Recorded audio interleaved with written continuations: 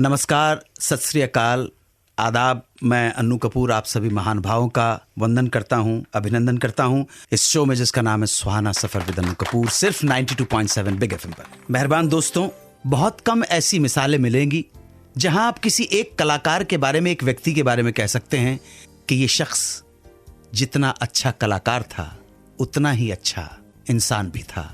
वो एक ऐसी ही शख्सियत थे। अगर गाने याद दिलाने बैठूंगा तो न जाने कितने दिन कम पड़ जाएंगे। मेरे देश की धरती सोना उगले उगले हीरे मोती, मेरे देश की धरती नीले गगन के तले, धरती का प्यार पले, चलो एक बार फिर से अजनबी बन जाएं। है प्रीत जहां की रीत सदा, मैं गीत वहां के गाता हूं। भारत का रहने वाला हूं, भारत की बात सुनाता हूं। एक ही नाम, एक ही शख्सियत। आज उनको श्रद्धांजलि, खिराज अकीदत देने का वक्त है। जोरदार तालियां हमारे सबके प्रिय स्वर्गीय श्री महेंद्र कपूर। और हम बहुत सौभाग्यशाली हैं, मशकूर हूं मैं कि आज स्टूडियो में हम सबके साथ महेंद्र कपूर जी को याद करने के लिए हमारे साथ मौजूद हैं उनके सुपुत्र श्री रूहान कपूर। आज का सुहाना सफर खिराज अकीदत है महेंद्र अंकल जी की याद में। देखिए, आपके पिता थे, लेकिन ये जितने भी सुनने वाले हैं उन सबके हृदयों को भी, उनकी आत्माओं को भी महेंद्र अंकल ने खूब खुश रखा है जी। तो कलाकार जानते हैं किसी एक का नहीं होता है, कलाकार तो सबका होता है। पिता आपके थे, बिल्कुल सही बात है। पर्सनली भी मैं उनसे मुखातिब हो चुका हूं, जान चुका हूं। आपके थ्रू हम जानने की कोशिश करेंगे उनके जीवन के पहलुओं को, परिवार को, आपकी माताजी के बारे में, आपकी दादी के बारे में जी। ये मंच, माइक आपका है। सबसे पहले तो अनु जी, मुझे बहुत खुशी है कि आज मैं यहाँ आपके इस प्रोग्राम में आया हूँ। मैं खुद इस प्रोग्राम को बहुत पसंद करता हूँ। आपकी अदा जो है वो एक अपने आप में इतनी प्यारी है कि वो कशिश अपने आप हमको 92.7 बिग एफएम पे खींच के ले जाती है, सुहाना सफ़र पे। मैं आप सबका बहुत शुक्रगुजार हूँ कि आज इस दिन पर हम सब साथ में हैं। साथ ही साथ उनकी जो जीवन में उनकी जो अच्छी अच्छी चीज़ें गुजरी हैं, क्यों ना हम उन्हें याद करें, बनिस्बत इस बात के कि हम उस बात का शोक मनाएं कि वो आज हमारे बीच में नहीं है। कलाकार का तो शोक मनाएं कि खुशी मनाएं, उसको उसकी कृति और उसके शाहकार के द्वारा याद किया जाएगा। बिल्कुल सही बात। तो अब बात ये रह जाती है कि कितने जाने वालों को लोग इतने प्रेम और मोहब्बत से याद करते हैं। सही बात है। ये मतलब तो यही है ना। बिल्कुल सही बात। हजारों आए, लाखों, करोड़ों, अरबों आए और चले गए, लेकिन बहुत कम लोगों को लोग इतने प्रेम और मोहब्बत से याद करते हैं। आज हम महेंद्र कपूर जी को याद करेंगे। 9 जनवरी 1934 को अमृतसर में जी आपका जन्म हुआ था जी। अब आपकी ज़बानें बताइए, कितने चाचा, कितनी बुआएं, दादी जी के बारे में वही मेरे जी बिल्कुल जी। डैडी बहुत छोटे थे जब अमृतसर से उन्हें बॉम्बे लेकर आए मेरे दादा दादी जी। तो मेरे ग्रैंडफादर ने यहाँ पर, मेरे दादाजी ने यहाँ पर अपना काम शिफ्ट कर दिया था बॉम्बे में। कुछ याद है आपको कि कहाँ शिफ्ट हुए, किस तरह का बिजनेस था? उन्होंने सबसे पहले जो उनका घर था वो यहाँ मेट्रो सिनेमा के पास, प्रिंसेस स्ट्रीट, हाँ जी हाँ जी हाँ जी हाँ जी, वहाँ पर गजर हाउस करके एक बिल्डिंग है जी, जी, उसी के दूसरी मंजिल पर उनका घर था। अच्छा।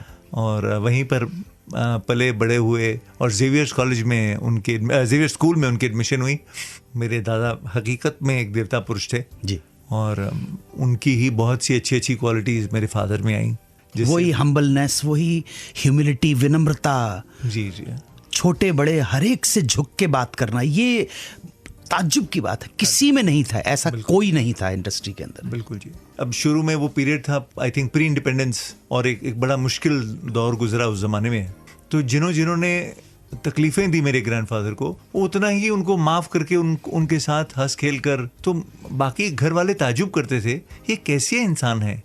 इन्होंने कभी, कहते यार ये गिला शिकवा दिल में रखकर उस पर इतना बड़ा बोझ क्यों रखना, उसे हल्का रखो, कीप इट लाइट, सबसे हंसो खेलो, वो अपने कर्म कर रहा है, अपना भोगेगा, हम अपने कर्म करें, हम अपना भोगेंगे, क्यों इस बात को जोड़ना और लोगों से दुश्मनी करनी और ये सब करना। वो उनके मिजाज में था ही नहीं, बिल्कुल नहीं था। बिल्कुल वही क्वालिफिकेशंस मेरे फादर में आ गई थी।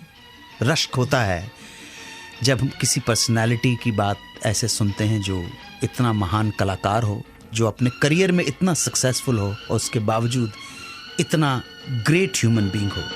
आज का सुहाना सफ़र खिराज अकीदत है महेंद्र अंकल जी की याद में। हमारे साथ मौजूद हैं महेंद्र कपूर जी के बेटे रूहान जी, अब पिछले बार में आपने बताया कि कैसे बम्बई आ गए, यहाँ सेटल हो गए जी। ये संगीत का जो झुकाव था, ये दादी जी की वजह से है? मुझे लगता है। आपको लगता है? मुझे लगता है, बिकॉज बहुत छोटे थे, कुछ 3-4 साल के, तब से ही उन्होंने गाना बजाना शुरू कर दिया था। तो इतनी छोटी उम्र में ना कोई तालीम, ना कोई उनको किसी ने कुछ सिखाया। फॉर्मल ट्रेनिंग किसी से ली बॉम्बे में आने के बाद? जी। किन से? उन्होंने सबसे पहले BM व्यास जी थे। अच्छा। हाँ, थोड़ा सा उनसे सीखा, फिर नियाज अहमद खान साहब से, फिर ज़्यादा से ज़्यादा तालीम उन्होंने अब्दुल रहमान खान साहब से ली। अच्छा। बहुत बड़े उस्ताद थे जी। निर्मला अरुण जी गोविंदा की मदद जी, में, जी, हाँ। वो भी उनकी शागिर्द थी। तो डैडी और निर्मला जी गुरु बहन भाई थे। गुरु बहन भाई। जी, हाँ। क्या बात है, क्या जमाना हुआ, क्या जमाना था। और रफ़ी साहब ने भी बहुत तालीम ली उनसे। जी जी। अब्दुल रहमान खान साहब से। ये सीखने के बाद फिर फिल्म गायन की तरफ झुकाव कैसे हुआ? कौन सी अपॉर्चुनिटी कहाँ से मिली? भैया बहुत छोटी उम्र में, तकरीबन 9-10 साल के होंगे, उन्होंने रफ़ी साहब का सबसे पहला गाना सुना था जुगनू फिल्म का, यहाँ बदला वफा का बेवफाई के सिवा क्या है। हाँ जी। वो ऐसे दीवाने हो गए थे रफ़ी साहब के। अरे वो डैडी बहुत छोटे थे। जैसे किताबों में लोग अब स्कूल में कोई इच्छा सोचते हैं तो राम राम राम या अल्लाह अल्लाह अल्लाह लिखेंगे। डैडी किताबें भर देते रफ़ी रफ़ी रफ़ी रफ़ी रफ़ी। क्या बात कर रहे हैं जी? इतने भक्त? ऐसे भक्त थे उनके। I think dad was about 10 या 12 साल के थे, और उन्होंने रफ़ी साहब का पता लगाया, उनके घर पे गए। तो डैडी सुनाते, मैं पहुंच गया वहाँ पर, तो उन्होंने बड़े प्यार से, रफ़ी साहब ने बनैन पहनी हुई, लुंगी पहनी हुई। हाँ जी। तो पूछा कौन है? तो मैंने कहा मैं जी मोहम्मद रफ़ी जी से मिलने आया हूँ। तो कहते मैं ही हूँ मोहम्मद रफ़ी। बोलो बेटा क्या काम है? तो वो कहते मैं चुप, अब मैं क्या बोलूँ उनसे कि मैं आपके गाने सुन चुका हूँ या मैं आपसे मिलना चाहता हूँ। फिर उनको बिठाया, पानी पिलाया, और बातें करते करते उनको मालूम पड़ा कि डैडी भी अमृतसर के हैं। वो दोनों इमोशनल हो गए दोनों। बोलते हैं यार तू भी अमृतसर का? बोला कहते असी भी अमृतसर दे गया। हाँ जी। तो बोला तो बेटे बैठ, अभी बता तू है कौन? तो फिर थोड़ा सा डैडी ने बैकग्राउंड बताया। अब इतनी हिम्मत नहीं हुई ये कहने की कि मुझे सीखना है म्यूजिक, कहते मेरे बड़े भाई को शौक है, उनको सिखाना है म्यूजिक, तो मैं आया हूँ उसके लिए। हाँ जी। तो अगले दिन उन्होंने कहा कि नहीं तुम अपने वालिद को और बड़े भाई साहब को लेकर आइए, तो हम देखते हैं जी। अब अगले दिन सब पहुंच गए वहां पर। तो रफ़ी साहब, हमीद भाई बैठे हुए, और हमीद साहब जो थे बड़े कुछ लिटरेट नहीं, लेकिन एक बड़े समझदार सुलझे हुए इंसान थे। उन्होंने कहा भाई रफ़ी बेटा तुम बाजा निकालो। तो इससे पहले कि वो उठे या रफ़ी साहब उठे बाजा उठाने के लिए, डैडी दौड़े, चिटाई भी बिछा दी उन्हीं के घर में, और बाजा भी रख दिया। तो हमीद भाई ने कहा अब रुको रुको रुको रुको रुको, अब यहाँ पर इस सीन को रोको, बोलो सही सही बताओ यार सीखना किसको है? तो ये जो आग है ये तो मुझे इस बच्चे में नजर आई, वो बड़े तो बैठे हुए वहां पर, उनको मतलब ही नहीं उससे। तो ये तो दौड़ा वहां पर कि जाके मैं हारमोनियम भी रखूं और चिटाई भी रखूं। सब हंसने लगे। उन्होंने कहा वाकई हकीकत में ये शर्मा गया कहने से, लेकिन शौक किसी को है। तो बहुत छोटी उम्र में रफ़ी साहब ने उनका हाथ थामा, उनको गंडा बांधा। गंडा बांधा उनको। फिर उन्होंने वो पूरी रस्में पूरी की, उन्होंने मिठाई विठाई बांटी सब, और बहुत साथ दिया उनका। बहुत सी रिकॉर्डिंग्स में डैडी गए उनके साथ बचपन से। बस ये सिलसिला बढ़ता गया। यहाँ पर याद कर रहे हैं आदरणीय श्री महेंद्र कपूर जी को। आप सुनते रहे सुहाना सफर विद अन्नू कपूर, सिर्फ 92.7 बिग एफएम। जी रूहान भाई जी, आप पिछली बार बता चुके हैं कि रफ़ी साहब ने उनको मोटिवेट किया, इंस्पायर किया एक टैलेंट कॉन्टेस्ट में हिस्सा लेने के लिए। जी जी जी। एक्चुअली उनके एक दोस्त थे सुरेंद्र कपूर डैडी के, जी, जो कि खुद एक प्रोड्यूसर भी हैं। और सुरेंद्र जी ने ये फॉर्म जो है, डैडी को पता भी नहीं था कि सुरेंद्र कपूर जी अनिल कपूर और नहीं, एक और सुरेंद्र कपूर। जी जी हाँ जी। तो उन्होंने ये फॉर्म जो है मेट्रो मफी का भर दिया, और डैडी को बोला महेंद्र ये फॉर्म मैंने भर दिया तुम्हारा, अब तुम कंटेस्ट में भाग ले रहे हो। ऑल इंडिया कॉन्टेस्टर, पहला ever in India, independent India में उस किस्म का एक कॉन्टेस्ट था, and it was on all India level. अब इसके जो जजेस थे वो 5 ऐसे दिग्गज म्यूजिक डायरेक्टर थे, नौशाद साहब, मदन मोहन जी, अरे बाबा, सी रामचंद्र जी, बाबा, अनिल विश्वास जी, और वसंत देसाई, धुरंधर सब। अब डैडी ने बोला यार सुरेंद्र तूने भर तो दिया फॉर्म, यार मैं कहाँ, ऑल इंडिया में कितने अच्छे अच्छे गुणी लोग होंगे। कहते कोशिश करना तुम्हारा काम है। बस वो एक इंस्पिरेशन वहां से मिली, और फॉर्म भर दिया। हाँ, फॉर्म भर दिया। उन्होंने पहले ही फॉर्म भर के भेज दिया। अच्छा, सुरेंद्र जी ने पहले करके महेंद्र कपूर करके भेज दिया। महेंद्र, मैंने पूछना नहीं इससे, हाँ जी, ये मना कर देगा, मुझे मालूम है इसका नीचे। अब जी कंपटीशन शुरू हो गया। फिर उसके बाद धीरे धीरे ही came to all India level पर आ गए, और 5 कंटेस्टेंट्स फाइनलिस्ट जीते गए। फाइनल में 5 कंटेस्टेंट पहुंचे पहुंचे जी जिनमें से एक डैडी थे। जी अब ये कैसे डिसाइड किया जाए कि पांचों में से कौन? जी। बिकॉज किसी म्यूजिक डायरेक्टर ने किसी को ज्यादा मार्क दिए, किसी म्यूजिक डायरेक्टर ने किसी को ज्यादा मार्क दिए। ओके तो नौशाद साहब उन्होंने ये सजेशन दिया और सबने माना इस बात को कि अल्टीमेटली इन बच्चों ने प्लेबैक सिंगर बनना है। हाँ जी। तो क्यों ना हम इन्हें एक स्टूडियो में ले जाएं। हाँ। और एक एक करके माइक्रोफोन पे आएंगे, पर्दा आगे होगा और नंबर्स के मुताबिक वो मार्क्स देगा कि कौन सा सबसे माइक्रोफोनिक आवाज है। वाह। हाँ। कंपटीशन की एक शर्त थी जी कि जो जीतेगा उसे चाहे आप एक लाइन दें या एक गाना, हाँ। लेकिन हर कंपोजर कुछ ना कुछ काम देगा। तो वहां जाके पता चला कि डैडी को सबसे अव्वल नंबर मिले थे। क्या बात है। और वहां पर ऐलान हो गया था, बिकॉज माइक्रोफोन पे सुनते ही उन्होंने कहा नहीं, this is a microphonic voice, this is a voice for the cinema. कभी अंकल ने बताया कि गाना कौन सा गाया था?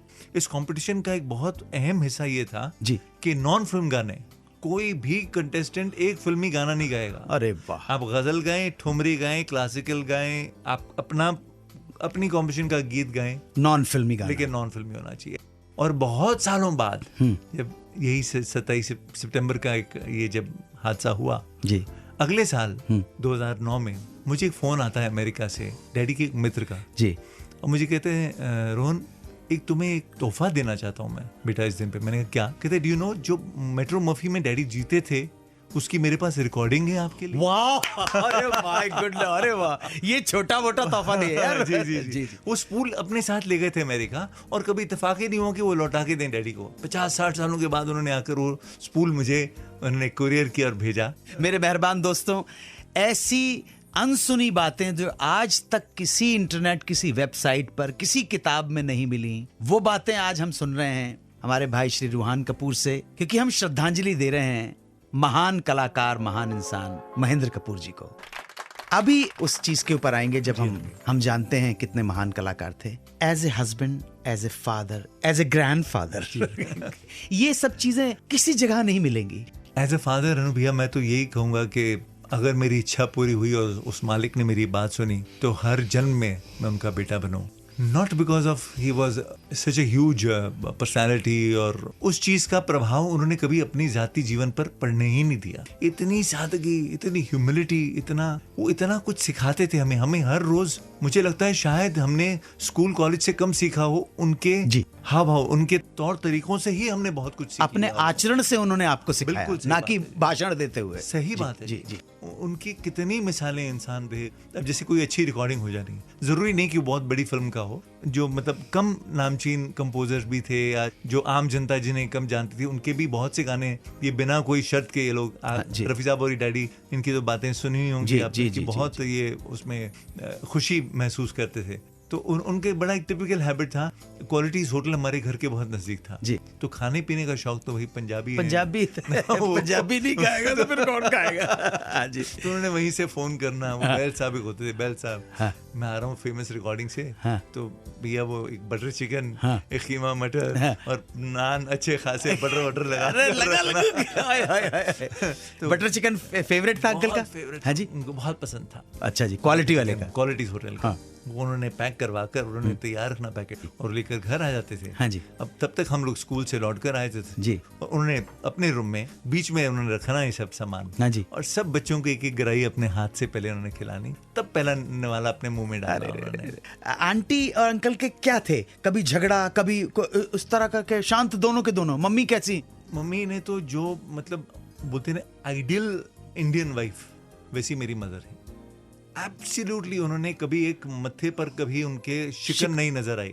वो अच्छा वक्त हो, बुरा वक्त हो, चाहे वो प्रेसिडेंट ऑफ इंडिया को मिल रहे हो या चाहे किसी छोटे से घर में जाकर कहीं डैडी ने जाकर अपनी वो मिलकर आना हो, she was always the same by his side, like a pillar she was. Mummy, uncle aunty की शादी कहाँ हुई थी? बॉम्बे में? बॉम्बे में ही हुई थी। तो दोनों अमृतसर के हैं, लेकिन दोनों के पेरेंट्स बॉम्बे में ही थे। यहीं पे हुई? मेरे नाना नहीं इधर थे और यहीं पर अरेंज मैरिज थी। अच्छा। तो उन्हें ये इजाजत नहीं थी अनुभैया कि वो देखें एक दूसरे को जी।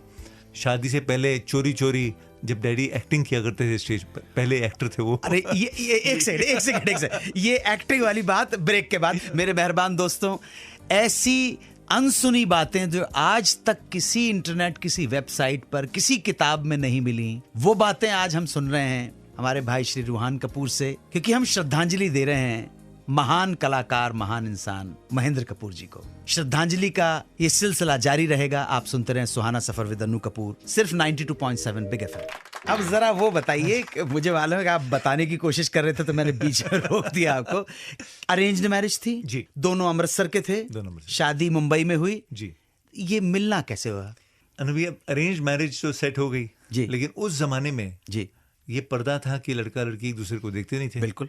जो बड़े थे उन्होंने तय कर लिया जी। तो शादी तो आपने करनी है जी अब ये दोनों एजुकेटेड, मेरी मदर भी जय हिंद कॉलेज की थी और डैडी जेवियर्स कॉलेज के थे जी। कुछ तो वो अंग्रेजी पना आ चुका था यार, देखें तो सही किससे शादी होने लगी। लेकिन साथ ही साथ जो फैमिली का एक रस्म है उसे तोड़ना भी नहीं चाह रहे थे कि भाई किसी को बुरा ना लगे। डैडी एक और शायद अनुभैया जो मैं आपसे प्रभावित होकर, मतलब हमेशा ये मैं कहूँगा कि ये बात कहना चाह रहा हूँ जो बहुत लोग नहीं जानते कि डैडी बहुत अच्छे एक्टर थे। हाँ। और रियली? हाँ जी, हाँ जी। अरे वाह, ये आज तक किसी को पता नहीं है। जी जी जी जी। और उन्होंने बड़े सक्सेसफुल प्लेस किए अपने कॉलेज में, जेवियर्स कॉलेज में। और सबसे पहला कैरियर उन्होंने शुरू किया गोल्डी जी के साथ, विजयानंद जी के साथ, as an actor. As an actor. वाह। तो विजयानंद जी डायरेक्टर थे उस प्ले के जी। और उन्हें कोई हीरो नहीं मिल रहा था जेवियर्स कॉलेज में जो कि अच्छी साफ हिंदी बोल सके जी। तो उन्होंने डैडी को गाना गाते हुए सुना, तो डैडी तो गाते ही थे स्टेज पर, तो उनका यार इसकी तो उर्दू, इसकी हिंदी बहुत साफ है, तो इस लड़के से क्यों ना बात की जाए। तो डैडी को उन्होंने अप्रोच किया कि महेंद्र यार तुम क्यों नहीं एक्ट करते हैं? नहीं यार मैं तो सिंगर हूँ, मुझे एक्टिंग। तुम ट्राई तो करो। ट्राई का किया, एक प्ले सक्सेसफुल, दूसरा प्ले सक्सेसफुल, तीसरा, यहाँ तक कि ताल कटोरा गार्डन्स दिल्ली जाकर उन्होंने पंडित नेहरू जी से best actor and best play का अवार्ड लेकर आए। वाह, ये किसी को मालूम नहीं। 100% ये किसी को मालूम नहीं है। जी जी। तो वहां से वो अवार्ड लेकर आए जी। और अन्ना एक्चुअली अपना ये वी शांताराम जी, उन्हें भी अन्ना पुकारते लोग। वो भी चाहते थे कि डैडी हीरो बने उनकी फिल्म के। अच्छा। पहले नवरंग का उन्होंने कहा तो डैडी ने कहा नहीं, नवरंग उनके पेरेंट्स ने उन्हें अगली फिल्म जिसमें जीतू जी हीरो बन गए थे, पत्थर गीत गाया पत्थरों ने, हाँ। बहुत जोर डाला अन्ना साहब ने महेंद्र अंकल का एज ए हीरो लेने को। तो क्यों मना? क्यों? मेरी मम्मी और उनके पेरेंट्स डैडी के नहीं चाहते थे। नहीं, कहते नहीं तुम गाने तक ठीक है, बस उससे ज्यादा एक्टिंग वीटिंग में नहीं बेटा, ये हम लोगों से होगा नहीं, हम एडजस्ट नहीं कर पाएंगे। लुक, आप देखिए उस जमाने के लोग कितने माँ बाप के हुक्म के ऊपर चले, कितने ओबीडियंट थे। शायद उन्होंने पूछा भी नहीं होगा, आर्ग्यूमेंट भी नहीं किया होगा। बिल्कुल बिल्कुल बिल्कुल। Coming back to the pledge, कि प्लेज में डैडी काम क्या करते थे जी। तो मम्मी की जो सहेलियां थी जय हिंद की, उन सब ने जाकर के इंटर कॉलेज प्लेज हुआ करते थे। तो उन्होंने कहा कि आओ आओ प्रवीण, हम तुम्हें दिखाते हैं तुम्हारा हीरो कौन है, तुम्हारा होने वाला हस्बैंड कौन है। हाँ। तो बड़े शर्माते हुए मम्मी कहती है मैंने बड़ी मुश्किल से उनका एक सीन देखा, फिर मैं दौड़ गई बाहर। अरे वाह, ये उस जमाने की मतलब बहुत बड़ी बात थी कि शादी से पहले उनको देख लिया, उनके दीदार शादी से पहले हो गए। तो इस तरह से हमारी आंटी ने हमारे अंकल को देखा पहली बार। वाह वाह वाह। जी जी। सब जान लिया, एज ए ह्यूमन बीइंग जान लिया, एज एन आर्टिस्ट जान लिया। मैं आपके उज्जवल भविष्य की कामना करता हूँ, बच्चे सुखी रहें, आपका जीवन सुखी रहे। Thank you so much. और 92.7 बिग एफएम की तरफ से बहुत आभारी हूँ, बहुत मशकूर हूँ, बहुत शुक्रगुजार हूँ कि आप स्टूडियो में पधारे और आपकी ज़ुबानी जो फैक्ट्स हमें मिले हैं, जाहिर है कि वो किसी इंटरनेट की साइट पे नहीं मिल सकते, किसी किताब में नहीं मिल सकते, क्योंकि ये तो हजारों लाखों महेंद्र कपूर जी के दीवानों के साथ एक बेटे ने अपने पिता को भी श्रद्धांजलि दी है। Thank you so much अनुभिया।